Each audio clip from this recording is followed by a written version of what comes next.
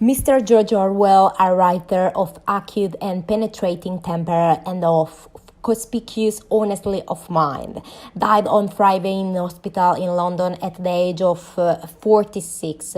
He had been a sick man for a considerable time. Thought he made his widest appeal in the form of fiction.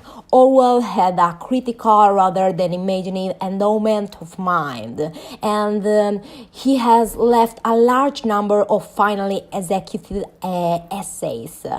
In a less troubled, less revolutionary period of history, he might perhaps have discovered within himself a richer and more crafty power of imagination, a deeper philosophy of acceptance.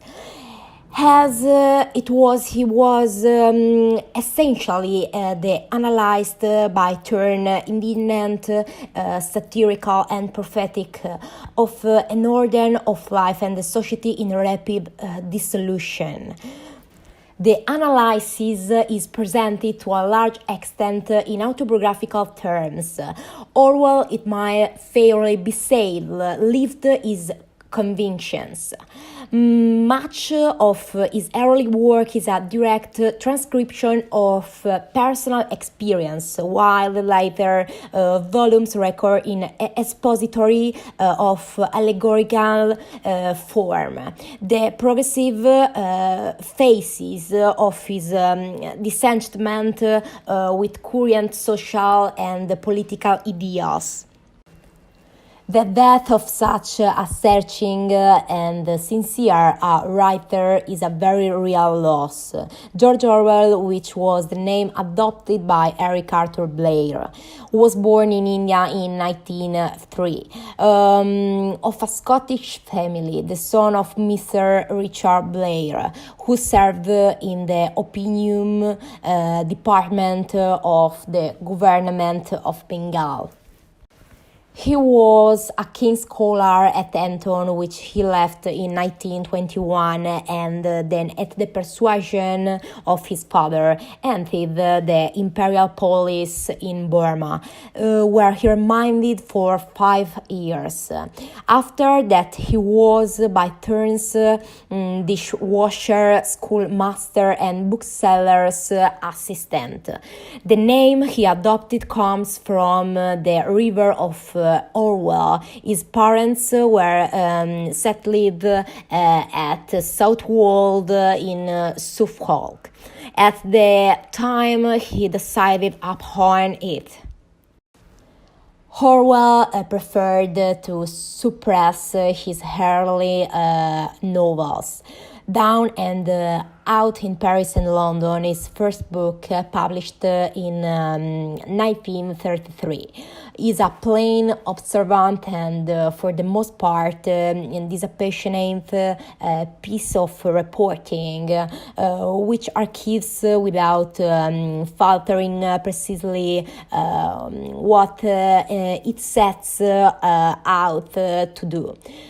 Orwell had starved in a Paris slum, and in England had trampled from one casual ward to another, and the lesions of this first-hand acquaintance with poverty and dissolution were never afterwards lost on him.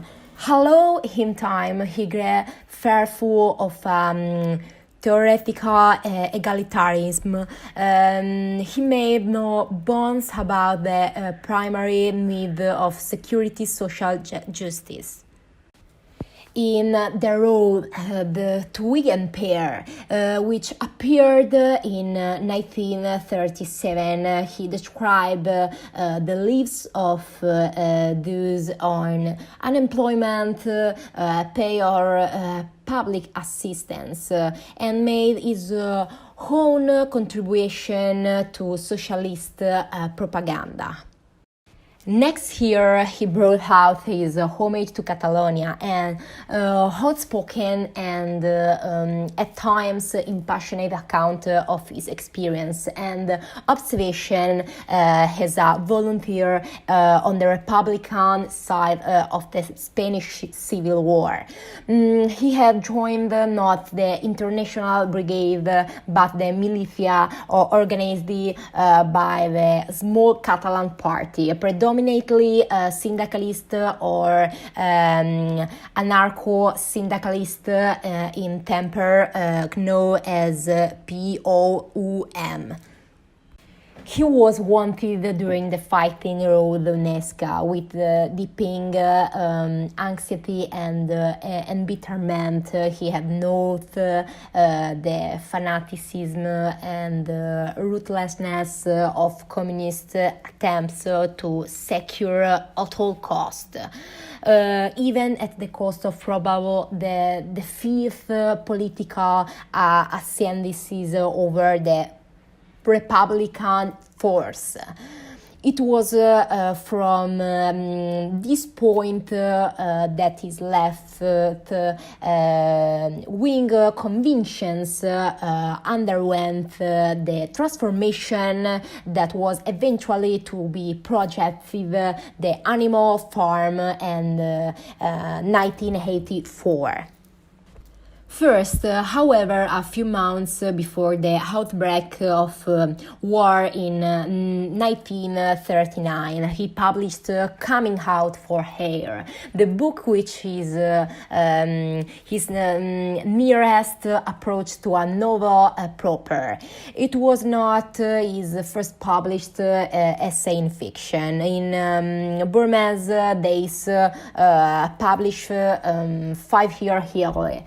He had written with notable insight and justice of the administration problems of the British in Burma and of the conflict of the white and native peoples. Thought the personal story tacked on to his treatment of his subjects was weak and rather lifeless. The book suggested clearly enough, indeed, that Orwell was something other than a novelist. Yet, in Coming Out for Air, for all that it sought to present in a picture of the world before 1940, a warning of the totalitarian shape of things to come.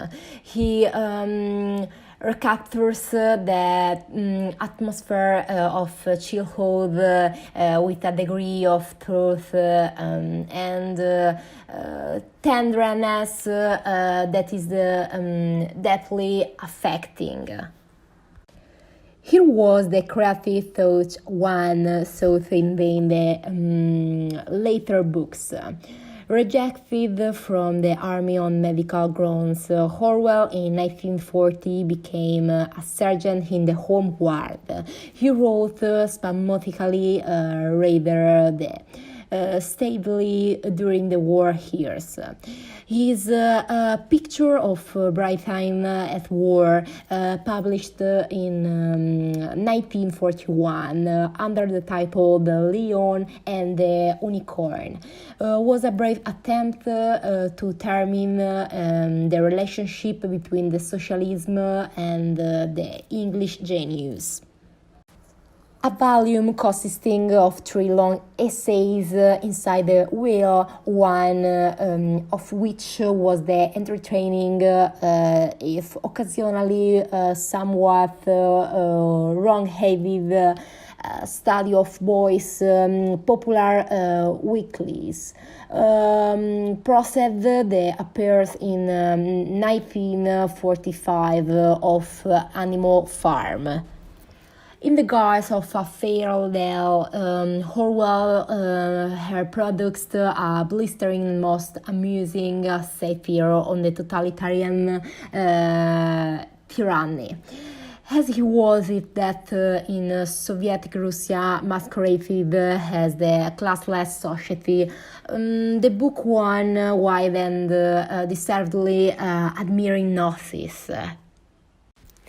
In 1984, published early last year, the promotion of the totalitarian wrath to come had developed in a sense of fatalistic horror.